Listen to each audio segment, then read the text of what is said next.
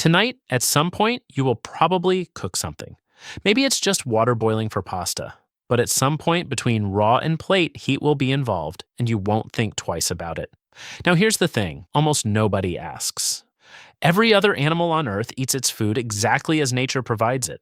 Wolves don't roast meat. Chimpanzees, who share 98% of your DNA, eat their food cold, the same way their ancestors did a million years ago. You don't. You never have.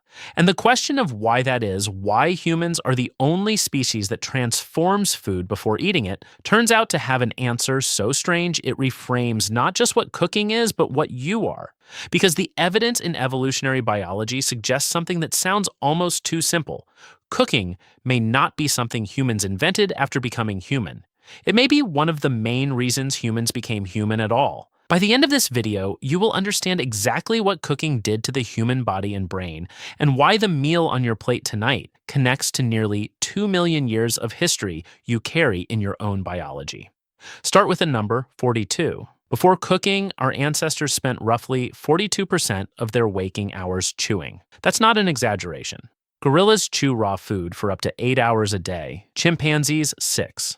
Almost half a waking life spent processing food the mouth could barely break down. Cooking ended that. Apply heat to food and the cellular structure breaks apart before it reaches your mouth. Starch gelatinizes, protein denatures. What required hours of grinding becomes soft, calorie dense, and the body extracts far more energy from it than it ever could from the raw version. Richard Wrangham, professor of biological anthropology at Harvard University, spent decades building the case for what he calls the cooking hypothesis. His 2009 book Catching Fire argued that the shift from raw to cooked food, not tool use, not language, was the central driver of human evolution. Biological, not cultural. And it pointed to one event in the fossil record arriving approximately 1.8 million years ago that changed everything.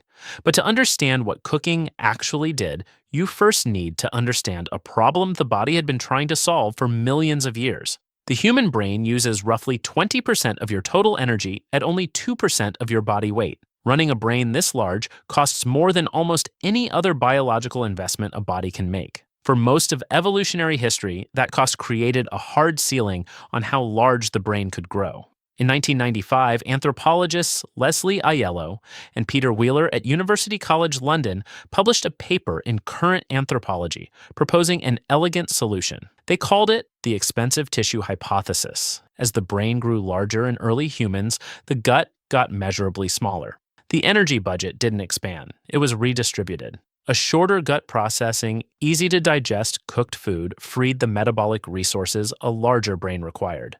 You couldn't build one without shrinking the other. The physical evidence sits in the fossil record. Homo erectus arrived with a jaw dramatically smaller than its predecessors, teeth shorter and weaker, a rib cage narrowed from a reduced gut, and a brain 42% larger than the species before it. The body was reorganizing itself around a new kind of food. Here's where the question gets genuinely strange. If cooking is so obviously beneficial, why did only one species ever start doing it?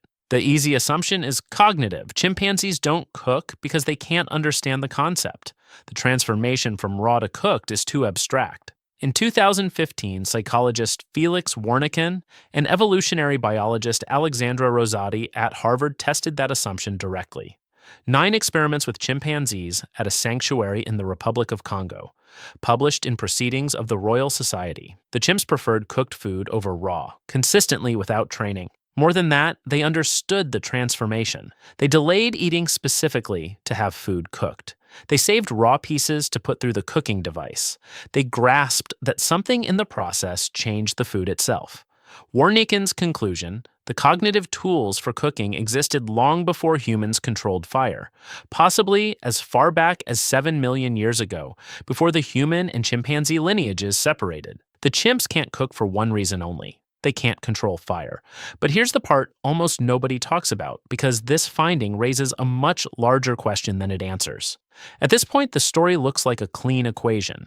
Cooking unlocked calories. Calories fueled the brain. Brain grew. Humans emerged. Biological, almost mechanical. But here's where it gets strange. Wrangham's deeper argument is that cooking didn't just change human bodies, it changed human society. It may have created the first version of what we now call home. Before cooking, food was eaten where it was found. No reason to bring it somewhere else. No incentive to stay in one place with specific people around a specific location. Fire changed that entirely. You had to tend it, you had to bring food to it, you had to stay near it at night, and gathered around it, waiting for food to cook. Something new emerged: coordinated sharing, division of labor, the architecture of a group organized around a common resource: the shared meal, the table, the place you return to. Wrangham argues this wasn't a byproduct of cooking, it was one of its primary products, possibly the origin of the human-pair bond itself, built around who provides and who protects the fire. The home may have been invented not by architecture, but by dinner.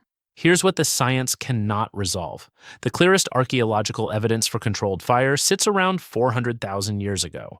Wrangham's hypothesis requires it closer to 1.8 million. That gap is real, and the researchers who push back point to it directly. Whether the changes in Homo erectus trace specifically to cooking or to a broader dietary shift is a question the fossil record hasn't cleanly answered. The honest position: we know cooking transformed the human body. We know it restructured human social life. Exactly when remains contested.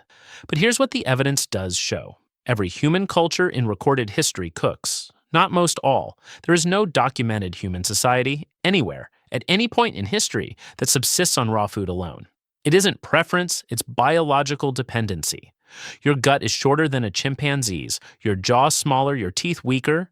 Your body was shaped by millions of years of cooked food and cannot sustain itself without it.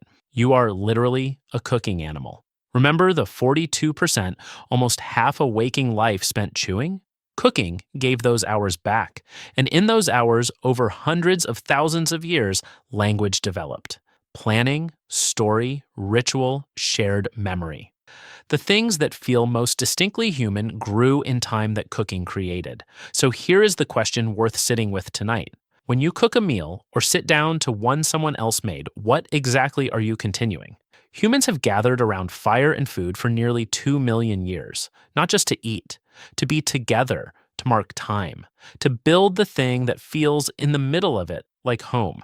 The meal was never just the meal. We just forgot that somewhere between the microwave and the delivery app,